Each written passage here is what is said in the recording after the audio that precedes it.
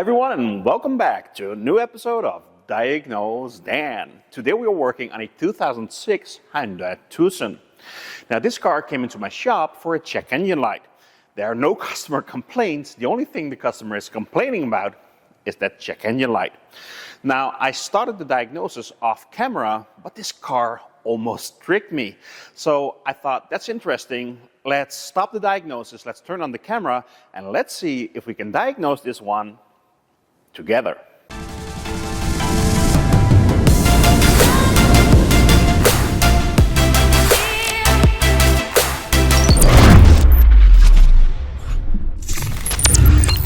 We're inside the car, and let's start out by confirming the customer complaint. Now the only complaint the customer has is that check engine light. So let's start it up. Check engine light comes on, but it doesn't turn off. You can see the check engine light right here. So that's customer complaint confirmed. Now other than the check engine light, there are no complaints. The car is driving normally. It revs normally. Turn off the radio. It revs normally, it drives normally. So the only complaint is that check engine light. So that's customer complaint confirmed. Indeed, we've got a check engine light. In the next step, let's use a scan tool and check for fault codes. Let's go into the engine.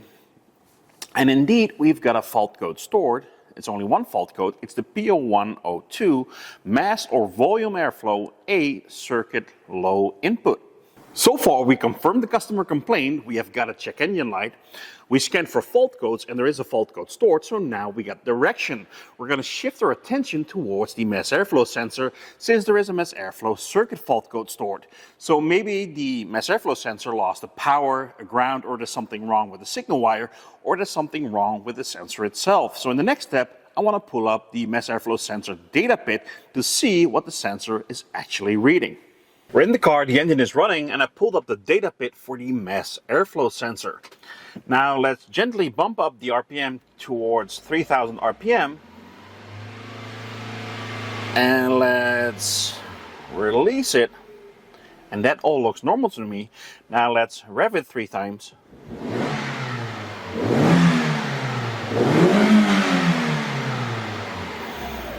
Now that actually all looks normal to me. So it looks like right now the mass airflow sensor is functioning the way it should. So when we look at the mass airflow sensor data, it looks like it's working just fine. So maybe we're chasing a history code. Now to find out, let's clear the fault code. And as you can see, no fault code stored. Now let's start up the engine. Let's keep it running for a couple of seconds, and let's scan for fault codes again. And as you can see, the fault code comes right back. So it isn't a history code. This fault is present right now. There's something about that mass airflow sensor signal that the computer doesn't like. We've got a fault code stored for the air mass circuit having a low input. Now, when we looked at live data, we could clearly see that the mass airflow sensor was responding perfectly to our inputs. So could it be there's nothing wrong with the mass airflow sensor, but there's actually a low amount of air passing through the sensor? So at this point, I'm very tempted to think there's nothing wrong with the sensor, but maybe we've got something like an air leak. Now this is exactly the point where I was almost tricked in going down the wrong path and potentially wasting a lot of time. Now, fortunately, I did one more thing before continuing down this route, and in the next step, let me show you exactly what I'm talking about. Now let me show you guys exactly what I'm talking about. I'm going to select the airflow rate again on the data bit of the scan tool, and let's take a look at it in a graph. There we go. Now let's hit the throttle. And we can definitely see the mass airflow sensor respond, right? Now let me disconnect the connector from the mass airflow sensor, and let's repeat the test.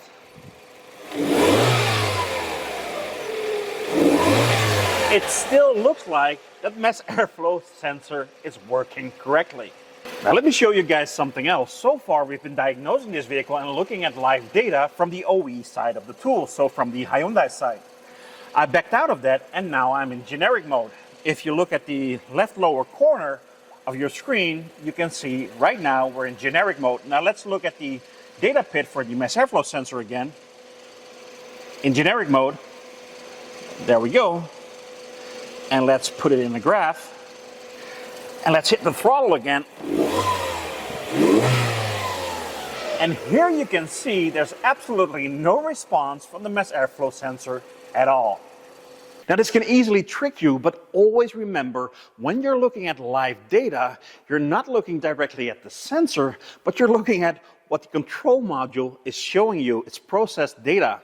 So when there's something wrong with the sensor, in this case the mass airflow sensor, in some cases the control module can come up with a substitute value to keep the engine running as smoothly as possible. Now apparently it doesn't support this in generic mode in this case, but when you're in doubt, always try to confirm that what you're looking at is actually reality.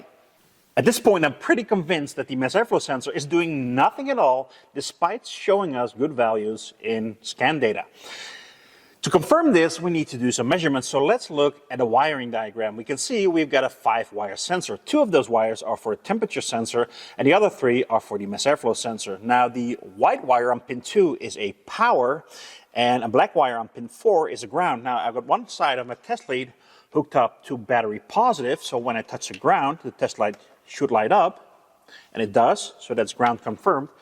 Now let's relocate the negative side of the test light to negative, and let's check the power feed on pin 2, the white wire, and it doesn't light up. Now so far, that doesn't mean anything yet. Let me turn on the ignition. Ignition turned on and the test light lights up, so power and ground confirmed. The mass airflow sensor signal that we see on the data pit on the scan tool is supposed to come from this gray wire on pin 3 right here, although at this point I'm pretty convinced it does not. So let's gently back probe that wire, let's hook up a scope and let's see what that signal actually looks like. I've got the Pico hooked up to that signal wire on the mass airflow sensor, and of course I've got the Pico hooked up to my laptop. Right now the scope is running. Now let me share my screen with you guys and let's rev up the engine to see what happens to the signal on that wire. And as you could see, besides from some noise, that signal was not moving at all.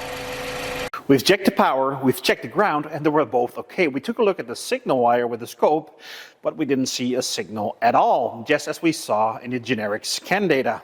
So at this point, I'm pretty convinced we got a bad mass airflow sensor. In the next step, let's replace it with a brand new one. Let's see if we can get that signal to come back to life.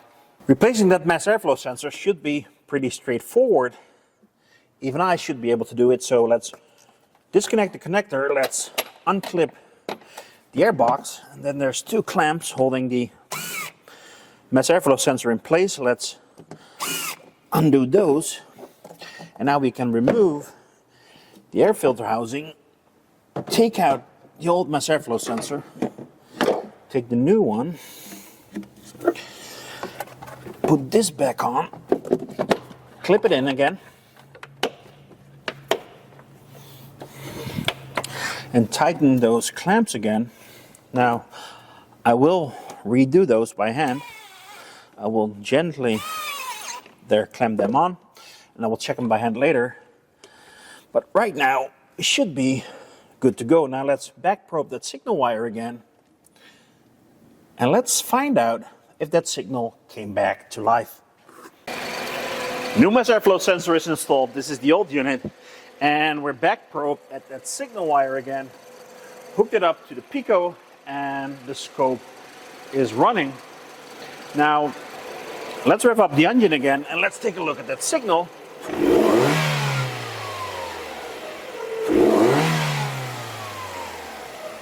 And as you can see, we got a real live signal, so no substitute value, but a real live signal measured directly at the sensor itself. I'm back in the car and the engine is running again. Now let's go into generic scan data and take a look at that mass airflow data pit, and let's see if that came back to life. So let's select live data. Let's go to airflow rate and let's put it in a graph. Let's hit the throttle.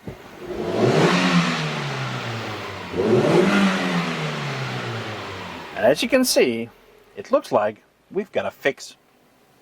I cleared the fault code, so let's start up the engine. And as you can see, the check engine light turns off. Now let's turn off the ignition one more time. Let's start it up.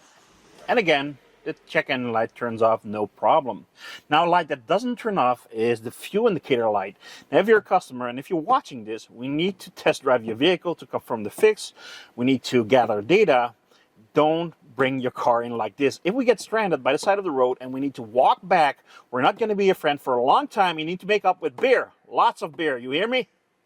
Now, let's check the fault code. And as you can see, there are no fault codes stored. Now, in the end, this was a pretty straightforward diagnosis, nothing really complex or complicated. But if we had solely relied on the live data, and if we had based our entire diagnosis on that data, we would possibly have wasted a lot of time, and potentially we had replaced parts that didn't need replacing in the first place. So live data is a very helpful tool as long as you know what you're looking at. Now, I really hope you enjoyed this video. If you did, please subscribe to my channel. And if you hit the little bell, you will get a notification each time I upload a new video. And remember, diagnose then, fix it again. See you next time, guys. And we scanned for fault codes, and there is a fault code stored. So far, we have confirmed the customer complaint. We have got a check engine light. We scanned for fault codes, and we've got a fault code score. So far, we confirmed the... Now, in the end, this was a pretty straightforward diagnosis.